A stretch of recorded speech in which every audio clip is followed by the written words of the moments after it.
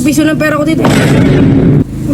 Ano makikita tissue 5 piso? Wala mang tissue. Wipes. Gusto mo? Hindi ka huli ng ano. Ay, ba't ngayon pa naubusan ng tissue sa bahay? Makabili nga. Hindi kasi nag-grocery ang Kuya Chabs. Yan tuloy. Tita, saan pwede? Ay, tita, pwede pa bili nga na, tita. May tissue kayo, tita? Oo. Isa, tita. 5 piso ng pera ko, tita. What? Ano mabibili ng tissue 5 piso?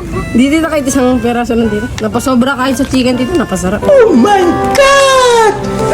Wow! Kahit isa lang. Wala mang tissue, baby wipes. Gusto mo?